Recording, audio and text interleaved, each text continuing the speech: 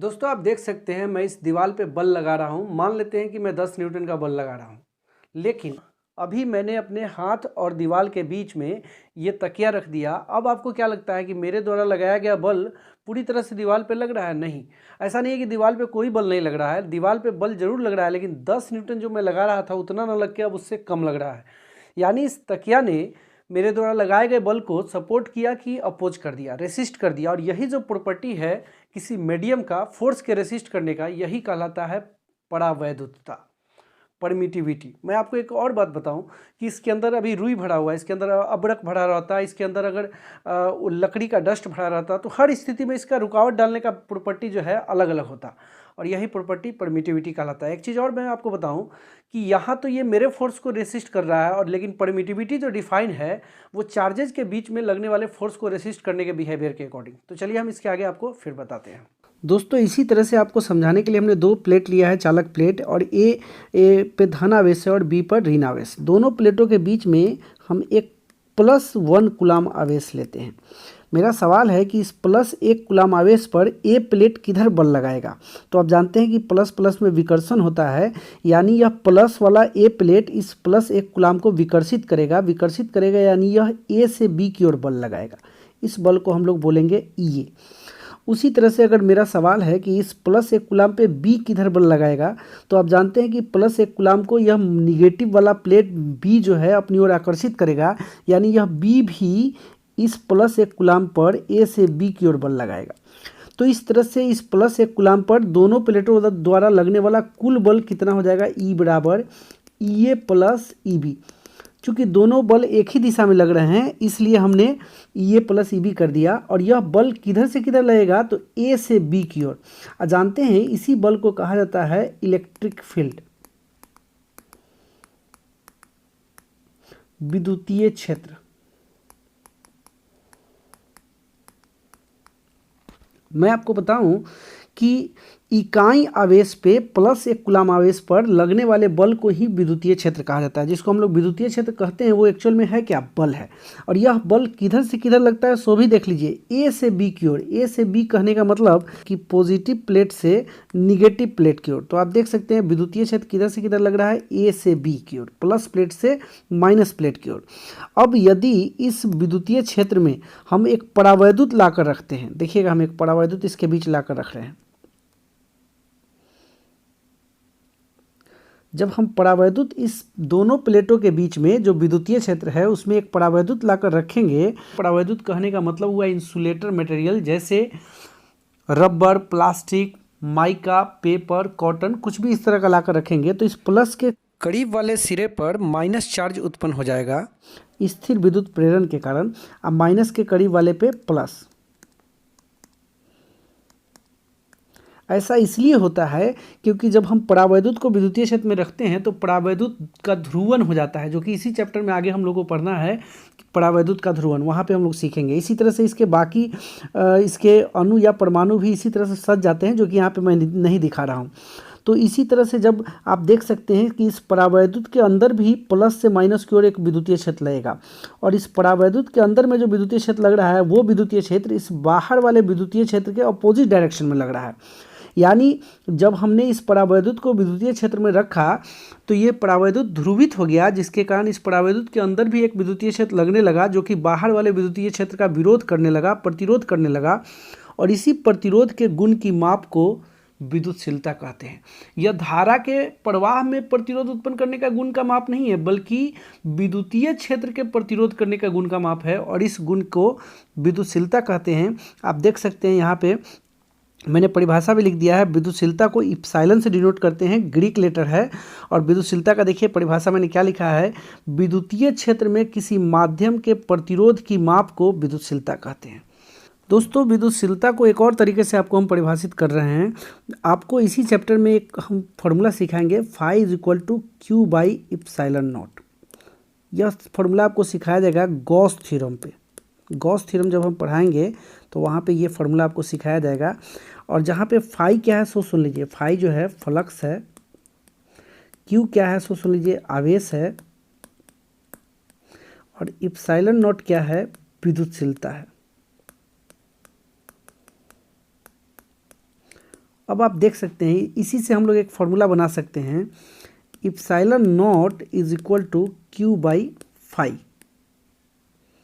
अब यदि हम फाई के जगह पे 1 ले लें, फाई के जगह पे अगर 1 मान लिया जाए तो आप बताइए इप्सिलॉन नॉट बराबर क्या हो जाएगा, क्यू बाई 1 यानी कि क्यू।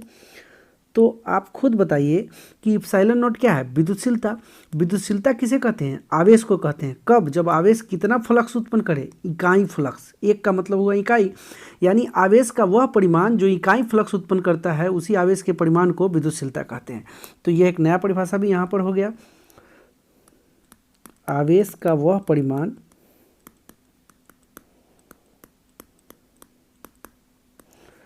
जो इकाई विद्युतीय फ्लक्स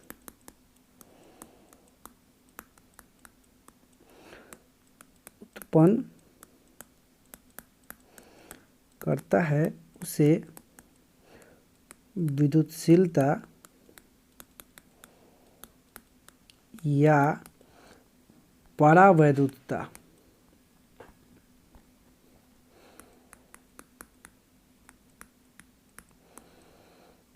कहते हैं। दोस्तों अब हम इसके मात्रक पे बात करेंगे। कूलाम के नियम में मैं आपको कूलाम बल का, विद्युत बल का एक सूत्र सिखाऊंगा, F बराबर 1/4 पाई epsilon into Q1 Q2 by R²। आप देख सकते हैं कि इप्सिलॉन बराबर क्या सूत्र हो जाएगा, 1/4 पाई F into Q1 Q2 by R²। आप देख सकते हैं कि 1/4 पाई का कोई मात्रक नहीं होगा, लेकिन F जो है बल है, इसलिए इसका मात्रक होगा न्यूटन। उसी तरह से Q1 Q2 आवेश है, इसलिए इसका मात्रक हो जाएगा कूलाम्ब स्क्वायर। R जो है दूरी है, इसलिए इसका मात्रक हो जाएगा मीटर स्क्वायर। तो इसका मात्रक होगा, आप देख सकते हैं, coulomb square newton inverse metre inverse 2। यह विद्युतशीलता का ऐसा ही मात्रक हो गया, coulomb square newton inverse metre inverse 2। अब इस मात्रक को हम लोग दूसरे फॉर्म में भी बदलेंगे। देखिए हम इसको फिर आगे बदल रहे हैं, कूलाम्ब स्क्वायर, यहाँ पे हम लिख सकते हैं न्यूटन मीटर इंटू मीटर। आप देख सकते हैं कूलाम्ब स्क्वायर और नीचे में न्यूटन मीटर को यहाँ पर जूल कहा जाता है, तो हम यहाँ पे जूल इंटू मीटर लिख सकते हैं। फिर दोस्तों हम लोग आगे इसको लिखेंगे, आप देख सकते हैं कि coulomb by joule by coulomb, तो आप देख सकते हैं इंटू 1/मीटर। तो इस जूल बाई कूलाम को वोल्ट कहा जाता है, जो कि इसी चैप्टर में आगे आपको सिखाया जाएगा। तो ये आगे हो जाएगा कूलाम बाई वोल्ट इंटू 1/मीटर। और फिर आप देखिए कि आगे हम लोग इसको लिखेंगे, कूलाम बाई वोल्ट को फैराड कहा जाता है, जो कि इसी चैप्टर में आगे पढ़ना है। कूलाम बाई वोल्ट को फैराड कहते हैं, और नीचे में है मीटर, तो ये फैराड को कैपिटल F से दिखाते हैं, तो ये हो जाएगा फैराड पर मीटर। फैराडे आपने पढ़ा है आवेश का मात्रक, फैराड आप इसी चैप्टर में आगे पढ़ेंगे, विद्युतीय धारिता का मात्रक होता है।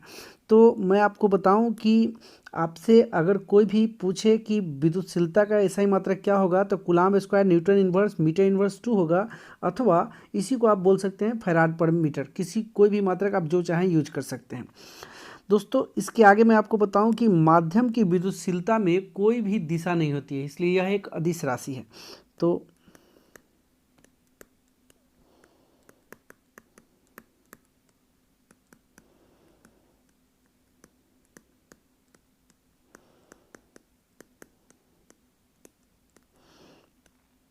एक बात मैं और आपको बता दूं दोस्तों कि किसी भी माध्यम की विद्युतशीलता को इप्सिलॉन से सूचित करते हैं, लेकिन हवा या निर्वात की विद्युतशीलता को इप्सिलॉन नॉट से सूचित किया जाता है।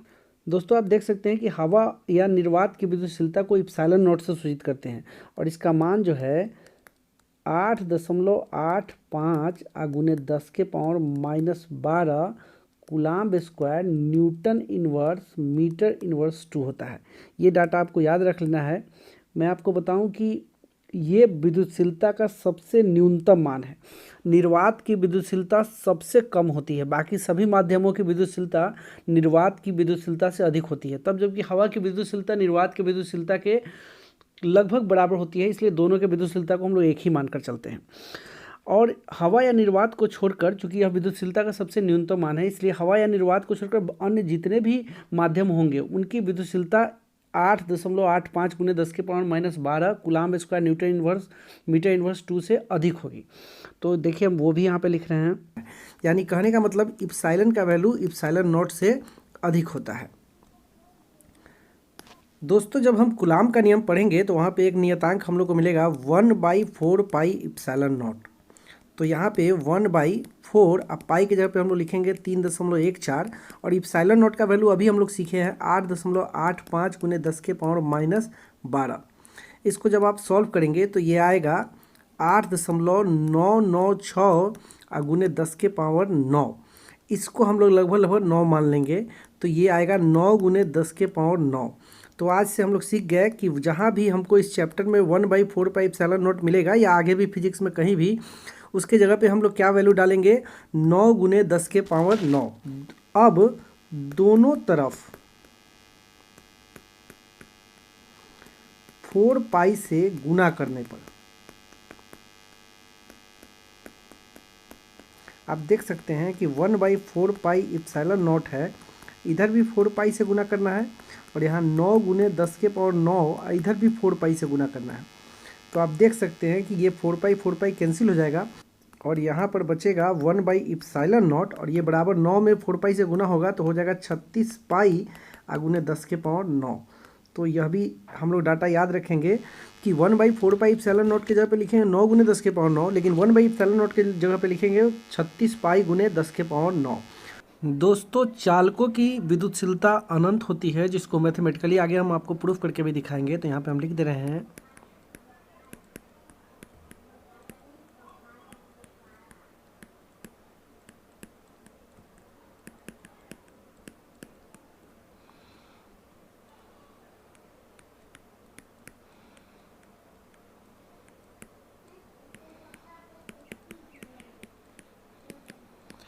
तो दोस्तों आज के वीडियो में इतना ही। फिर मिलेंगे अगले वीडियो में किसी नए टॉपिक के साथ। तब तक के लिए जय हिंद।